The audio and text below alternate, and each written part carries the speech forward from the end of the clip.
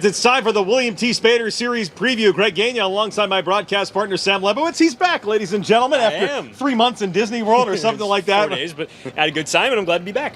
SeaWolves coming off of a series split against the Binghamton Rumble Ponies. Bats just were not there all last week. They had a couple of good games, couple of clunkers, but they really just couldn't get the bats going. Yeah, kind of a low-scoring series overall down in Rumbletown, a series split. SeaWolves, 2 of those 3 losses they took were shutout losses. The Binghamton pitching staff did a nice job against the SeaWolves lineup that, since Colt Keith left, it just hasn't really been clicking on all cylinders completely. However, good timing for the SeaWolves to get back home in Hitters Ballpark, and we'll talk about this, a reinforcement, pretty good one coming into town. Yeah, first let's talk about who's leaving. Wenzel Perez, 40-man guy, moved up to AAA Toledo, well-deserved for Wenzel. Took him a little time to get there, but he seems like he's finally healthy, and so the Tigers felt it was the right time to move him, and now Tigers' number 2 overall prospect, number 1 first rounder from last season, Jace Young, will be joining the SeaWolves. He's in the lineup tonight. Yeah, kind of a slow start for Young, taking 12th overall in last year's draft out of Texas Tech. A little bit of a slow start this year down in West Michigan, but finished really strong. His June and July both great. OPS over 1,000 in his 17 games down there in July,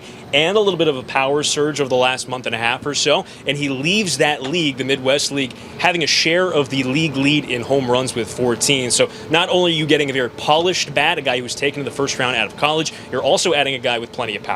Yeah, and we've touched on power several times this season, but obviously the loss of Colt Keith earlier in the year took a big power bat out of the lineup. Dylan Dingler, who's on the injured list, we expect to get him back at some point, but that's another big power bat. But Jace now adds that left-handed power to this lineup. And Chris Myers, we had not seen that power quite mature just yet, but those are 2 nice little lefties, 1-2 punch in that lineup for Gabe Alvarez that could really produce from the power side. Yeah, in this ballpark, anyone could hit the ball out of the ballpark, especially when the wind starts picking up and blowing out of the ballpark. And with Chris Myers specifically, it's been a bit of a struggle for Chris so far, but just a couple of days ago, he had a 4-hit performance down in Binghamton, so maybe he's starting to pick things up. He's hitting the ball a little bit harder. You add him, you add how good Justice Bigby has been, and then you add in someone like Jace Young, and this offense is as dangerous as any in the league.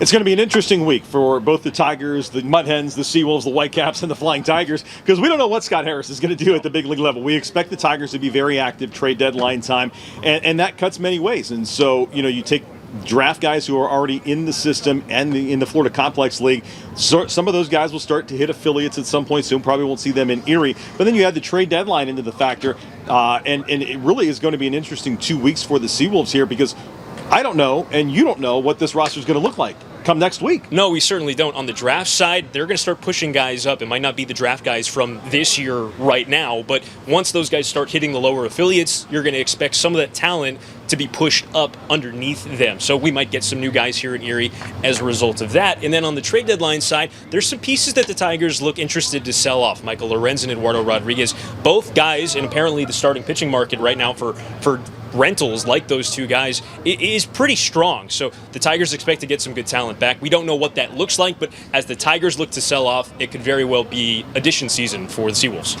And speaking of additions, there's going to be an addition everybody can get on Saturday, at least the first 1,000. But let's talk about it tonight. 6:05 on the first pitch tomorrow. Howl at the noon, 12:35. $2 Thursday comes your way on Thursday night.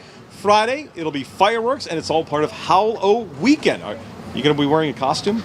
I might have to go over to a costume shop and find something spooky. You go as Greg Gagne, I'll go as Sam Lebowitz. Right, I'll spike the hair up. There you go. So Halloween Weekend starts on Friday. Fireworks presented by C.A. Kurtzy, and then that addition is a hoodie giveaway. Yeah. Short sleeve hoodies to the first 1,000 fans, thanks to NAMI of Erie County. It's featuring the masked hero Wolf. And so really quality garment. Again, first 1,000. Again, folks, giveaways generally go within the first 15 minutes, especially wearables. So get to the ballpark early on Saturday. Be one of the first 1,000. You'll take home the hoodie. Sunday day game action 1:35. All a part of a 2-week homestand here at UPMC Park. SeaWolves and RubberDucks coming up tonight. William T. Spaeder is a comprehensive mechanical contractor that does work in plumbing, HVAC, fire protection, process piping, and water treatment. They do 24/7 service and repair for both commercial establishments and residential homes. Head on over to WMTSpader.com for more information.